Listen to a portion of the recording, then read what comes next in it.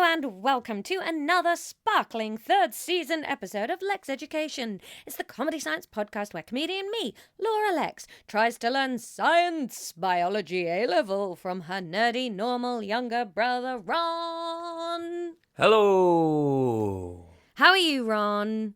I'm good. How are you doing? Oh, I'm great. Now, before we get heavy into the meat and bones of the Potato Podcast, we've got some live shows to tell you about. They're both in the same week, just so that when you all inevitably race to London to watch us, we're there. First of these shows is Wednesday, October the 15th at 8 p.m. at the Old Library as part of the Good Ship Comedy Festival in Choose SE27. There's lots of fun stuff on that week, but we are part of it. 8 p.m. Wednesday the 15th of October. And then our other live show is our favourite that we do every year. Not casting aspersions on this other one. We just haven't done it yet before. We are back at Cheerful Earful. Yeah! Woo-hoo. At 2:30 on Saturday the 18th of October. Please come and see us live. It's a heck of a lot of fun. There are costumes. There are rat ears. There's nonsense. The first one, Ron and I will be excited to see each other because we won't have seen each other for a few weeks. The second one, we'll have spent 3 days together and we'll hate each other by then. So come and see both for the full gamut of sibling feelings. Well, because I messed up the date that we're doing it, I'll be staying at your house the night before. Oh, yeah, we might be sick of each other from the Yeah, well, no, because it's all fucked up, to be honest, Laura. Because I'm flying into London on Tuesday afternoon to make it to London for 8 p.m. for a podcast festival that isn't that day. Yeah.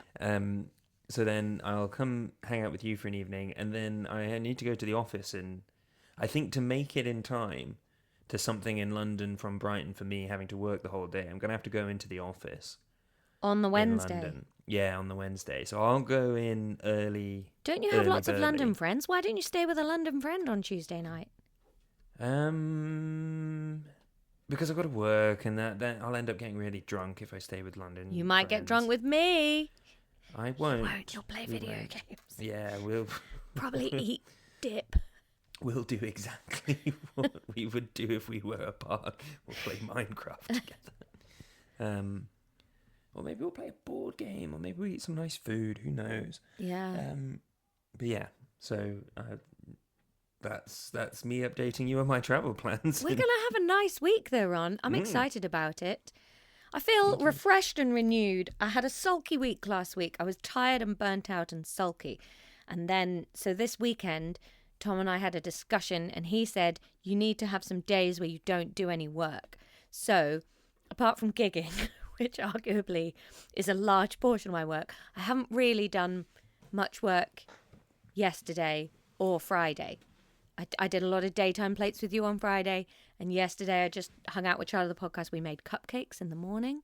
Cute. And then we spent the rest of the day arguing about why she couldn't eat all of the cupcakes. So that was a really nice time.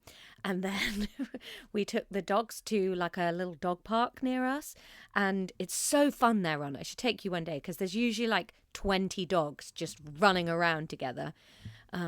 And Mackie disdains all of them, and they kind of assume Mackie is some sort of rabbit. And then Yuzu, it's the first time I've taken Yuzu, she was so excited and terrified. So she'd be like, rah, rah, rah, rah, rah, rah, rah, going up to these like Alsatians who were looking at her like, dude, what? And then as soon as they went to sniff her, she would peg it back to like hiding between my legs because she's not quite old enough to do socializing. But it was good in terms of teaching her not to be scared of other dogs.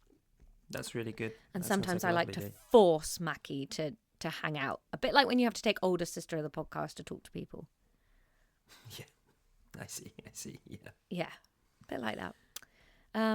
So we did that, and then I did a gig last night that was really fun. Although here's weird, Ron. We're siblings, right? Here's weird. What? Here's weird. You're sitting really far away from your microphone again. Can you... You sound quiet again. How about now? That is better, yeah.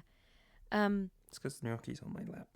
Oh, yeah, let's put the cat's comfort ahead of the quality of the podcast. This is not season 3 Kokio energy, Ron. Hello, Gnocchi. See? That was good. Okay, I've moved the wires from underneath her now. Great. There was a couple in the front row last night who, for about 10 minutes of my set, we got completely off kilter because they were pretending to be siblings. Oh. And it was really weird. Yeah, I don't like that. I don't like that at all. No. And I think I'm going to get some nice clips out of it for the internet. But it was like...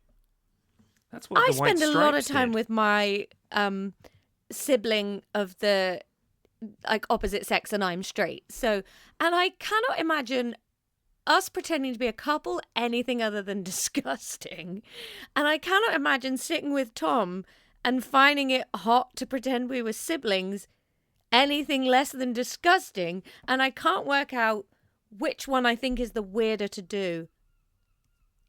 I think categorically, I think it's weirder to be siblings and pretend to be a couple. Yeah, it is disgusting. Because a couple is just something that you decide you are at some point. Yeah. So there's a blurry line between pretending, and that's just a thing. Whereas no matter how much you and your husband pretend that you're siblings, you never become siblings. But why is that your kink? No, that's weird. That's what the White Stripes did for ages. It's weird. Yeah. I guess it's not dangerous. And It's not. nobody's getting hurt, but it gives me big ick. But I said this on stage last night, so if I do end up putting this out as a clip, sorry to have this idea repeated. Isn't it nice to just have an unproblematic thing that you're allowed to go, ugh, disgusting, I hate that. Yeah. Without having to think around any careful parameters of who you could be hurting, to just go, yuck. Incest's still wrong Yeah. in 2025. Biology says no, and I don't have to be an empath about it. No. So there's your intro. Little bit of live show, little bit of incest. I went to a water park yesterday. Did you? Yeah. An I indoor don't one or think an I've- outdoor one? Indoor. Was Some it of the fun? slides went outdoors for moments. Was it really cold? Did you go through that cellophane like in a deli?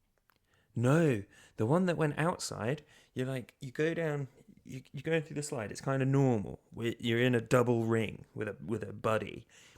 You're going through, and then there's a bit where you drop, and then you just go up this big wall that's outside, and then you squash down again, and it's crazy. That sounds fun. Yeah, that one was awesome. There was another one where you're going through, and then eventually you're just in this big chamber going around like a 2p at the supermarket. Ooh. And then you end up in the Are middle. you on a rubber ring? Yeah. Yeah, okay, yeah. There was one called Extreme, and I go so fast on it because I'm really dense. Yeah. And they have a traffic light system to let you know when you go. I'm caught up and smashed into the woman in front of me. I worked out that if you sort of lift up your legs and point your toes, no friction because you've just got one body point. I was fucking rocketing down these things.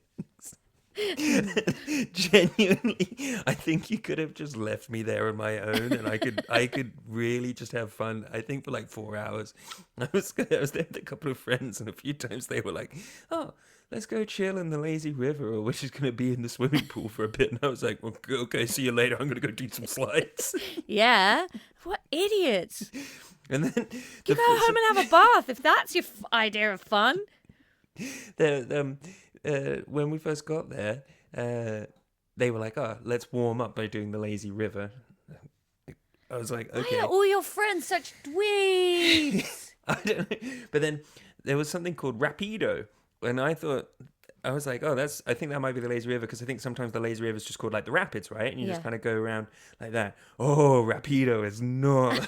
It's an active river.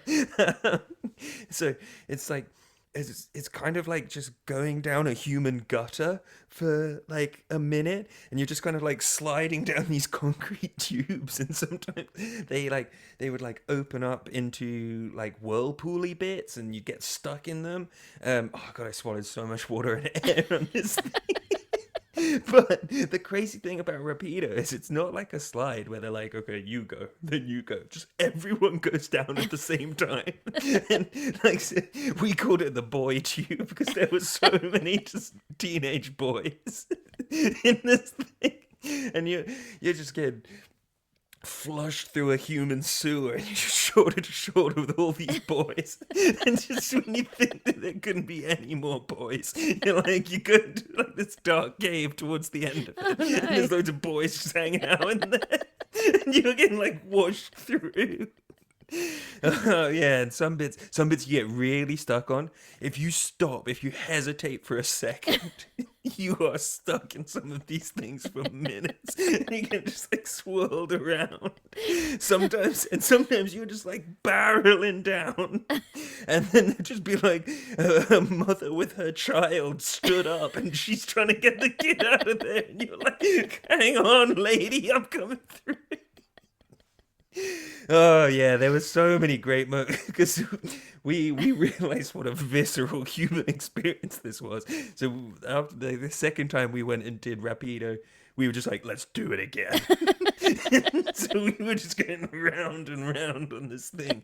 And there was at one point where I was just getting flushed through with a father and son. And it was just like, hey, I'm here now. There was another bit where I went into one of the whirlpooly bits.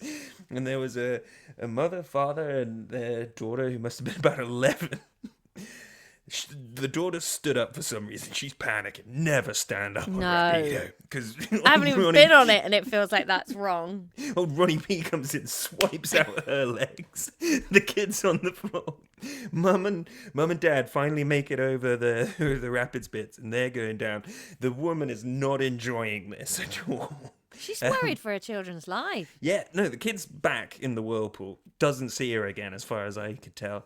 And then, yeah, the husband and wife got separated at one point as well. And then it was me and just the dude going down. Because at this point, I'm slippery like an otter and I know how to get through it. Oh, God, it was brilliant. Can we go next time I come and visit? Yeah. I want to go to this thing. Where was it? I'll be in. I'm going to send you on WhatsApp the name of this place. I want to hear how you pronounce this. Ooh. Aqualibi? That's how I'd pronounce it. Everyone I was there with was saying Aqualibi. No. Aqua for water.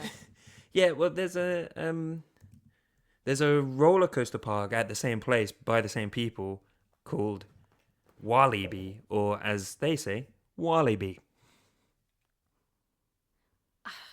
I think I hate all of your friends. They're all really weird. Yeah. And wrong. But yeah, we can for sure go to I would love Aqualibi. When Tom and I were on our honeymoon, we went to a water park in Crete. And you know when you're at a water park where you're like, oh, the safety here is not what it would be at home. And we went on a ride where you sit on a rubber ring and you go down one side and then you just go like shooting up like a sheer wall on the top. Oh, yeah. But at this water park, you could go on it 2 people to a rubber ring. And let me tell you, I've never experienced the full force of Tom's body weight like that before. We hit the end of the thing. I was like screaming. Like I felt so out of control of the whole situation. It was amazing. Oh man, if me and Tom went on the same one, we'd rock it around. That's when you've married a tank and you're having a lovely marriage. There were a couple of ones on this where there's like 2 tracks to the slide. So there were 4 of us there and we were in 2 double things. And then you get to like race as you go down and like you'll be going through the tube and then they'll like meet up again and you're like, hey, and then you keep going. Oh, it's awesome. Fun. Yeah. Unless someone wants to be looking after Charter Podcast in the lame bits all day, it might have to be when you come here solo. Yeah, okay. All right, well, when we do a Brussels live show, look, here's Judith's Christmas present. Oh. That's cute, isn't it? It's very cute. Right, should we ring that bell and do a lesson? Yep, do you want to do the bell today?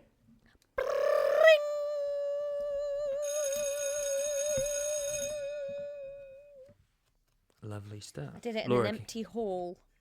Yeah, reverb. Right. Laura, Righty roozles. Can you remember what we were doing last time? Right, okay. Without looking at my book, we were doing...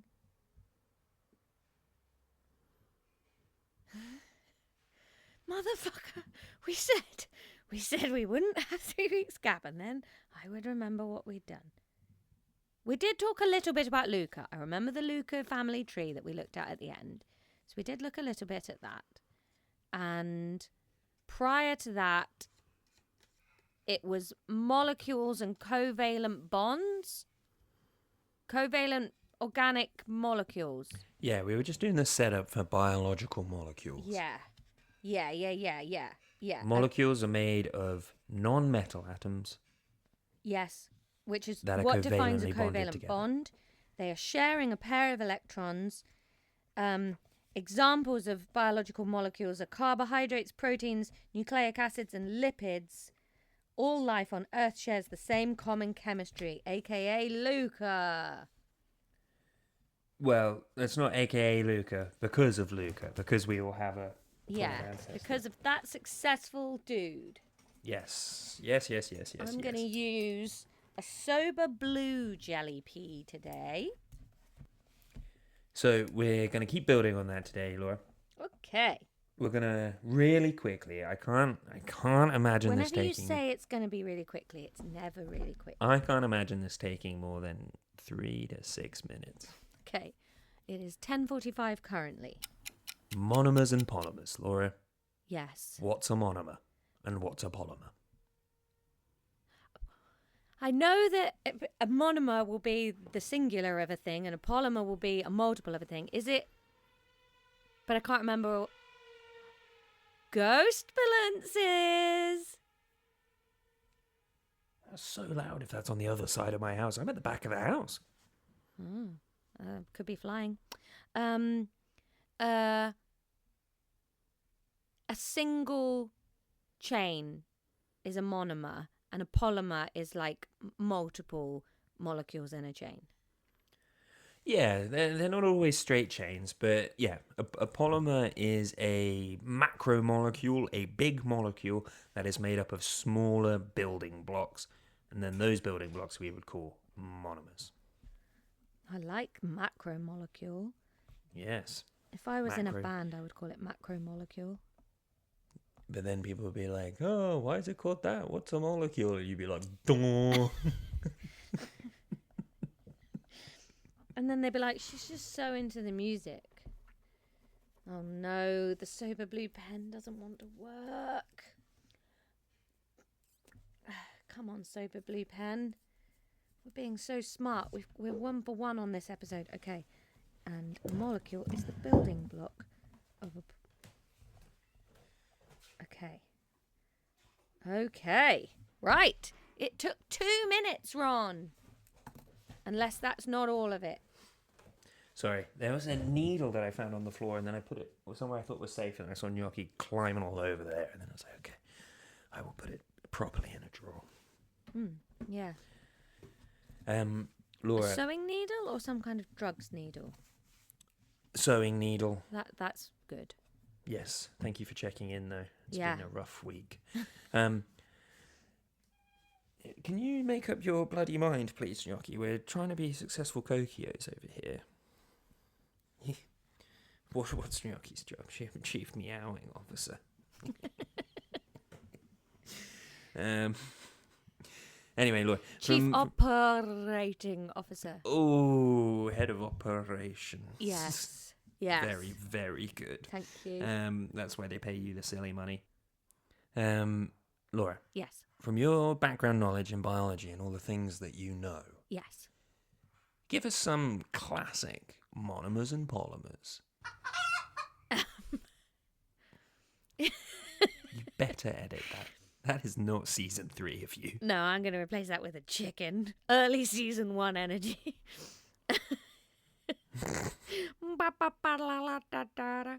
A classic polymer would be crude oil. classic polymer No. would be sugar. Give me more. Fructose. That would be a classic monomer. A monomer would be fructose. A classic polymer would be margarine. No. A classic polymer would be cling film. No, obviously not. Why? Because when we're listing all of the things that are in a cell, it's not right. There's your ribosomes, there's your nucleus, there's your cling film. Well, I don't know, with the amount of microplastics we're all ingesting, apparently. Okay, so a classic polymer would be DNA. Yes, and what's the monomer? Protein. Fuck me. No, protein's a Amino polymer. acid? Amino acids are the monomers. Nucleic acid. Yes, Acid. thank you. Yeah. That's absolutely correct. And yes, sugars as well. We call them monosaccharides when we're talking about monomers.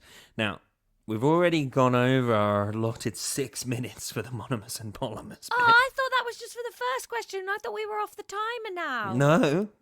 Oh, There wasn't a shit. question before that, Laura. You said what's a monomer and what's a polymer. I thought that's what was No, gonna we take needed to 6 cover minutes. all of monomers and polymers in that time. Oh, well, fucking why did you tell me that then? Because I've been jabbering on. You have been whiling away the time. I didn't know. I'm going to edit this down to like 3 minutes. So, monomers and polymers. Monomers are the building block. Polymers are the macromolecules, the big structures that they make, okay? Yeah. That's one bit of knowledge that you need to lock away. Don't worry too much about learning all of the different monomers and polymers just now because we're going to spend a lesson on each, okay? Okay. Maybe 2 for some. Maybe 3. The only other bit that you need to log away in your knuckly head is condensation and hydrolysis reactions, okay? Okay. Can you remember what either of those things are? So condensation is when a molecule loses water. Yes, why does it lose water? It within a reaction. What reaction?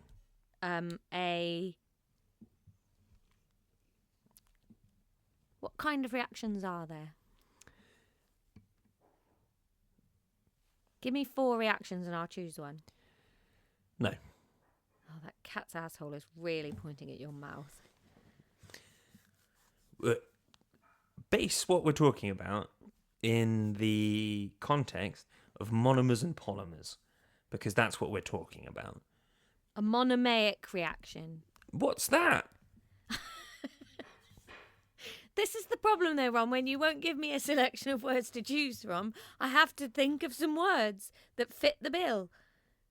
Yeah, but this can't just be me suggesting things for you to say and then you saying them. That's bad. That's bad podcasting. If you give me 4 options and I choose one. This isn't Who Wants to Be a Millionaire. Oh, if only it was. That's a format.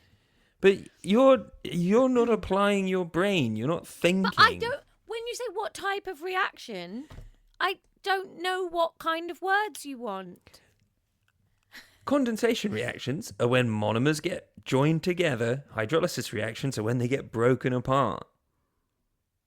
Oh, I didn't know that. No, you didn't know that. You don't know much. But we're talking about building blocks and the big structures that they make. I don't think it's a huge leap to think that the 2 reactions that we might be joining them together or breaking them apart. So it has nothing to do with water? No, it does. What? You just said it was joining or breaking. Yes. Doesn't mean water's not involved.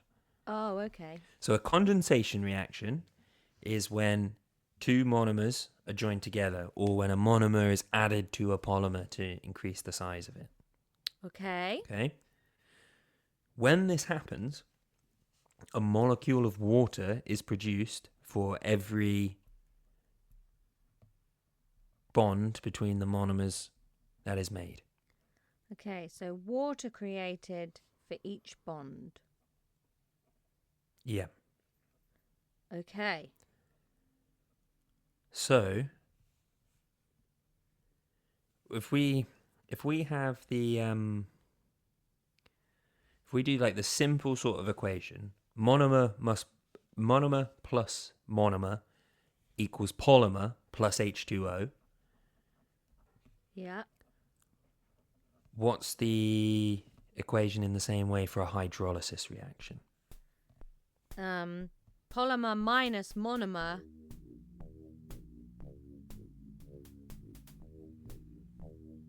Wait. Yeah, not that.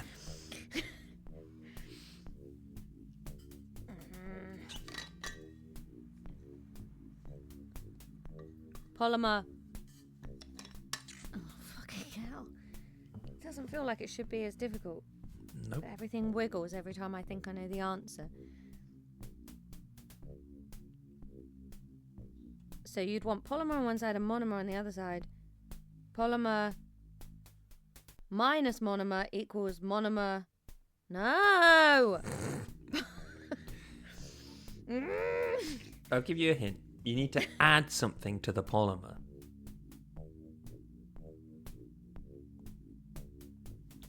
Well, does the water have to get back in the polymer? Yes.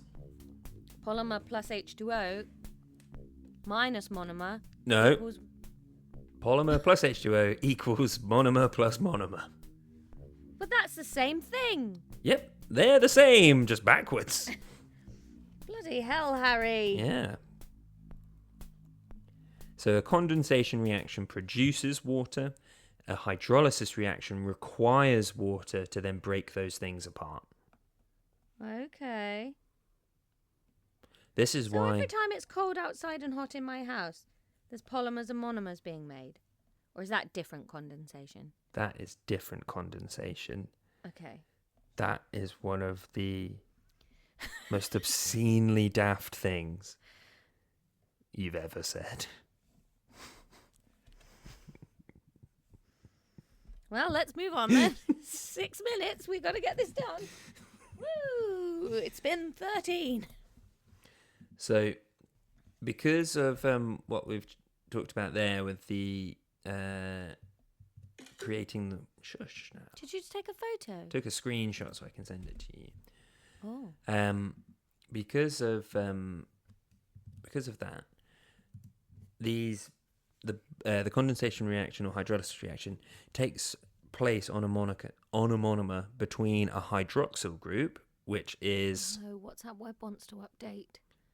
Oh no. I want to see the photo. Right, what's happening here? So on top you've just got that equation that we worked through before. And then underneath it's just highlighting that these bonds have to either be made or broken between a hydroxyl group and a hydrogen on each monomer. You see? Yeah, okay. Because that's where we can create that water. Yeah. Okay, that's monomers and polymers. That's all we need to know for now. Run. Do you know there's only one more biology lesson until the Halloween special? Ooh.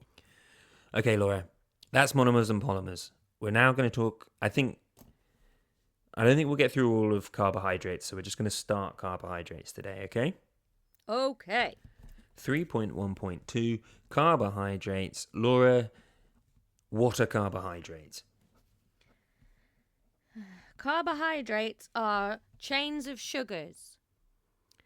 Yes. Yeah, they're chains of sugars, but it also encompasses the monomers in there as well. The small, like the individual sugars that aren't in a chain, okay? What's the most famous sugar? Glucose. Glucose indeed. Very good. Bit of terminology for you, Laura. Saccharides is another word. Polysaccharides and monosaccharides. Absolutely. And disaccharides as well is another one when there's two sugars connected. You can remember that because it's like saccharin, sweet. Yes. Okay. For intents and purposes, saccharides, carbohydrates, same thing. Okay? Okay. Sugars, monosaccharides, same thing. So today we're just going to focus in... So polys are carbs. Monos are okay. sugars, basically. monos are Yeah, sugars. because I mean, it kind of in modern, like, day to day, because you wouldn't really like put a teaspoon of sugar in your tea and be like, oh, I've just added carbs to that. When actually you have. You know what I mean? Yeah. Whereas, your polysaccharides, your polymers are your starches and whatnot, which are what we would call carbohydrates, I think. Okay. Yeah. Okay. Okay. So we're going to focus in on glucose today. Love it. Now, the interesting thing about glucose, Laura, is that it has 2 isomers. Glucose has 2 isomers. Do you know what an isomer is? I think from the iso prefix, something about it's variants of things. Yeah. Like isotope. Exactly. Yeah. So, in the same way that, 2 isotopes of something, they're the same atom, but they're different. So they react in the same way, but they have something that's different about them. Glucose, or isomers, are molecules that have the same chemical formula, but a different structure. Same chemical, different structure. Yeah. So in the 2 types of glucose, which are called alpha glucose and beta glucose, they have the same number of carbons, the same number of oxygens, and the same number of hydrogens, but they are just very slightly differently arranged in each, and that gives each of them slightly different properties. Okay. Okay? So it's like, depending on where you invest your carbon, hydrogen, and oxygen, you can afford different properties. It's bad. Sorry, I was trying to update WhatsApp web at the same time as getting that convoluted mess out. Good, because I have just sent you a picture of alpha glucose and a picture of beta glucose. Yeah, okay. I wrote a new joke yesterday that really annoyed the internet. It's quite funny. Oh, yeah? Yeah, because Child of the Podcast and I watched Home Alone yesterday. Mm. And so I did a little joke of like, oh, I can't believe you watch Christmas films in October. Yeah, well, I also watched Titanic on dry land. Yeah, that's good. That's counts. And this has enraged a certain world of the internet. It's really funny. Why? What's the beef? Like some people, so there's a certain portion of the internet that just want to like make a hilarious and unique idea that there's this little film called Die Hard, and I don't know if you know it, Ron, but it can or cannot be considered a Christmas film. Oh, yeah. So there's been raging debate on that dull of dullest subject. It's the theological debate of the century. Oh God, it's so boring. It's so intensely boring. So there's been that, but then there's also been like an undercurrent of fury, like absolute fury. Like either this is not the analogy you think it is, you miserable worm, or fury from a like, could you be any shallower, you shallow person with no interests other than this one glib joke you've posted? Kill yourself. It's really, Well, I mean, really, the first time you made a joke about watching Titanic online, I let it slide. But that's all it's been for months, Laura. I think that's only my second ever Titanic joke. What was the first one? Well, this slightly gives away the punchline, but do you remember that set of jokes I wrote that were entirely about sleeping bags? Oh my God, vintage Laura Lexx there. Yeah. Very early, like maybe my second ever stand-up set, and it was like, what's a sleeping bag's favourite TV show? Bagpuss. What's a sleeping bag's favourite musical instrument? Bagpipes. What's a sleeping bag's favourite film? Titanic. They love the luxurious liner. That's great. Yeah, that's a fun joke, isn't it? It doesn't really work out of context of not being stood in a sleeping bag doing a whole set about sleeping bags. Yeah. But, and then this is my second Titanic joke, so I don't really understand why all the men were so cross with me. Because, woman. Woman. just killed a man. 'Cause she's always a woman online. She's always a woman on land watching Titanic. Laura, so I've just sent you alpha glucose and beta glucose. Get your piggy little eyes on those. I'm looking at it, Ron. Yeah, so look, we're looking at a hexagon of O's and Ho's with some chimneys coming out of it with more Ho's and H's. But crucially, you've got a different structure on the right-hand side of the hexagon, whether you've got a Ho and an H, and that's the Ho at the bottom, or you've got an O at the top and an H at the bottom. You know what? That sucked, but I really don't know how you could have done it any better. I was going for brevity and explanation, and it turns out there's just no way to do that. I tell you what, Ron, put these on the buffer to put out on the Instagram this week. These things you've shown. Okay, can do. So alpha glucose and beta glucose, you're right, it's a hexagon. When you have a organic molecule drawn like that, Laura, any unlabeled corner in the line, you can that is a carbon. Okay? So like the little elbow where the top O chimney comes out, that's a carbon on the elbow. So you have a hydroxyl group attached to a carbon. That carbon's attached to another carbon. Then you've got a ring of carbons, but joined together by an oxygen up there in the top right. Yeah, okay. Okay? And then over on the right-hand side, on, I believe that's carbon number 1. Yes, it is. So let me just send you this as well. So you label the carbons in something like glucose so that we can know which ones we're talking about when we're chatting about it. So the little chimney carbon. Numbers in the little stick diagram. Yeah, the little chimney carbon, that's carbon 6. And then the one that we're talking about... Not to be confused with carbon 12. Oh, no. Goodness, no. Would you ever use 12 on a diagram, or would you skip 12 like 13 on a lift? You would use 12 if there were 12 carbons, yeah. Okay. You just have to... You have to hold... You'd have to hold two concepts. Yeah, you have to hold context in your head while you're talking about stuff. I'm listening to another one of those, those books I was telling you about the Neanderthal people and stuff. Oh, yeah. And in that, they're talking about, like, how the humans are, like, learning to count and finding new ways to count higher and higher.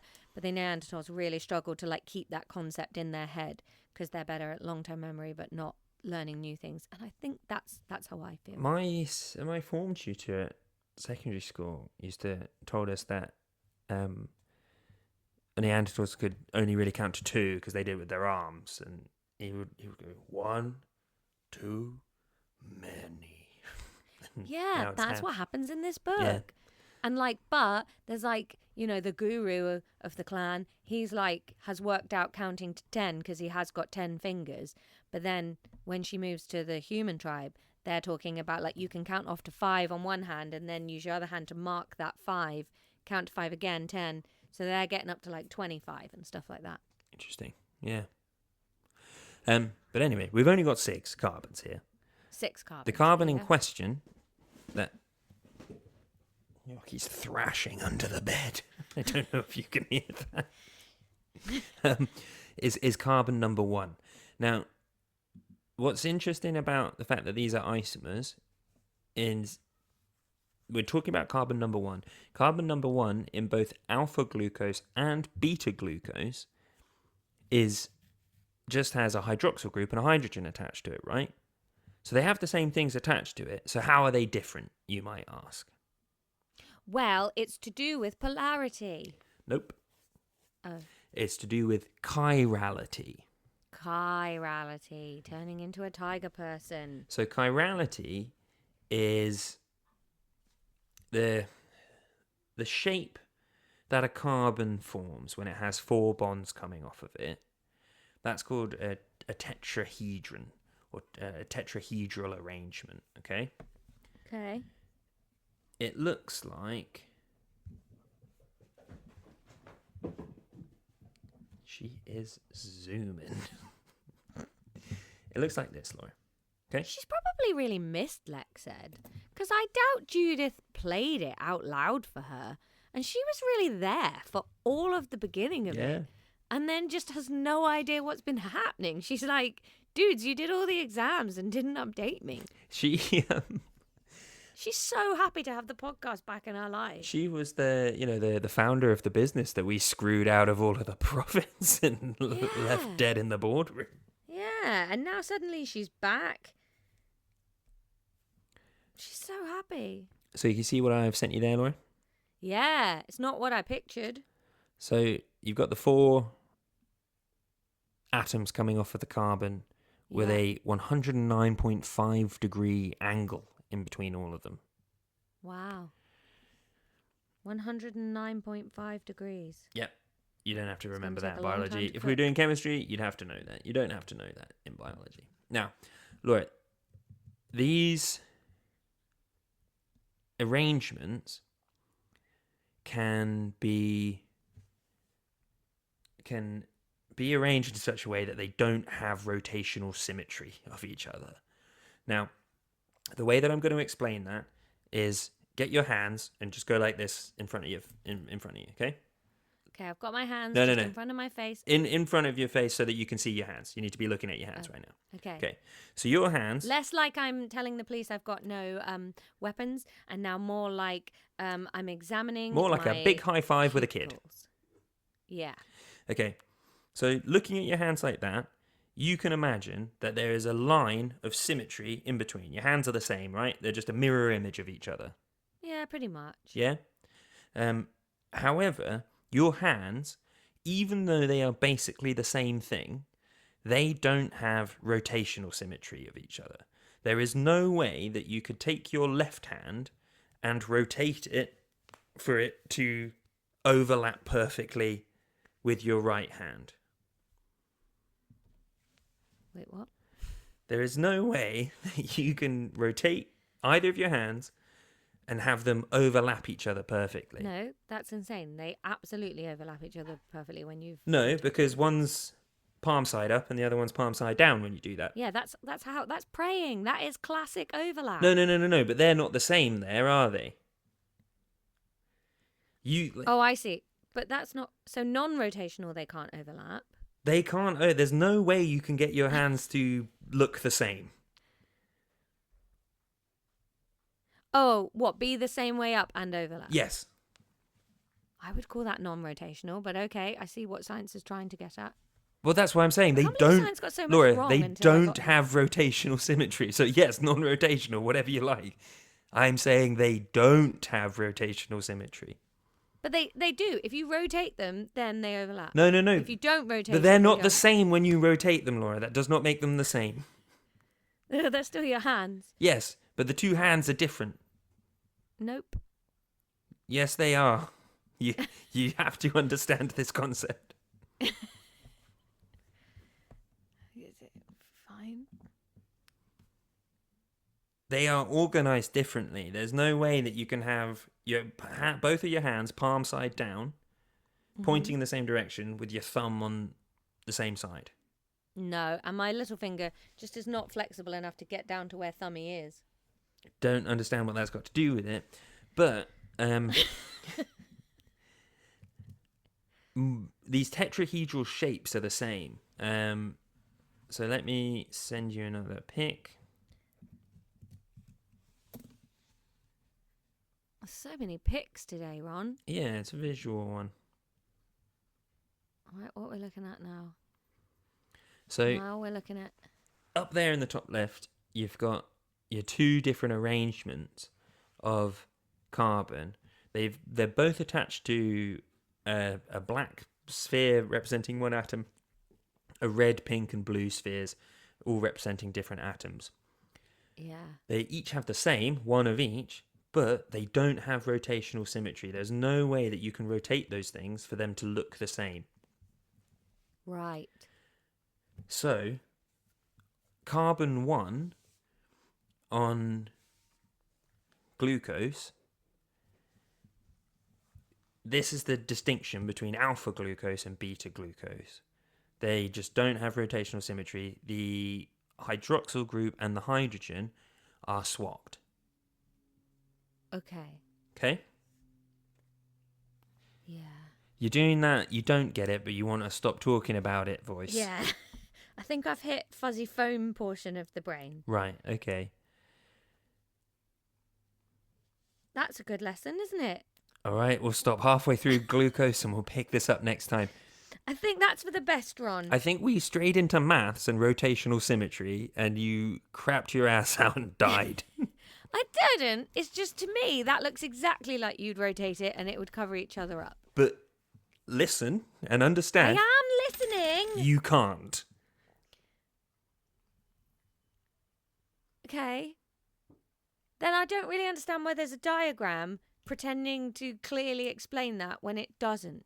Okay. Why has pink gone up high just because you flipped it over? Pink hat. Because that's just representing pinks either behind or in front. I don't think you're really understanding this shape. It's like a little pyramid on the bottom. Oh, so that's not higher, that's behind. Yes. Right, well, nobody said that. Here's what we're going to do, okay? We're going to start next lesson, and I'm going to try and find some kind of online tool where we can see these things in 3D, okay? Yeah, I think that's the problem. I wasn't picturing that one being far That's away. We've got fine. A classic Dougal and the cow moment. But yeah, we can leave it there. My laptop is on 5%, so that's probably a good time to leave it. Yeah, all right. Well, good. Thanks, Ron. I do think that was better. I think it was better science. Oh, I edited first episode of season 3 this morning, and it's good. We're back on track. Yeah, we're banging it out now. We've got one more biology, and then it's going to be Halloween special. Ooh, and then we'll be doing our first history episode. So very exciting, all round, basically, coming up over the next few weeks. Well, thanks for listening, everyone. And hello, new listeners. We've had a lot of new listeners in the last couple of weeks. If that's you, hello. Mwah. We hope you're enjoying our brilliant output. We have a Patreon if you want to support the podcast and listen to all of our bonus extra magical stuff. Patreon.com/Lexx Education. The next episode to go out will be a very grumpy episode about Istanbul. And then it's Ron's birthday. Ooh. Should we have sister of the podcast on? Younger sister of the podcast on for my birthday, yeah? That could be nice. Yeah, send her what you need to watch. Because actually, I was going to... Well, we can do this off the podcast, Ron, but I'm going to stay with younger sister of the podcast for a full week. So we could get quite a lot of content in the bag with her. Oh, fun. Yeah. Yeah. All right. Thanks for listening. We hope you love us. We know you love us. That is what we say, isn't it? No, we say we hope you love us on the Patreon. No, I thought we said we love them on the Patreon. No, we say I hope you love us on the Patreon. And on here, we just say, class dismissed.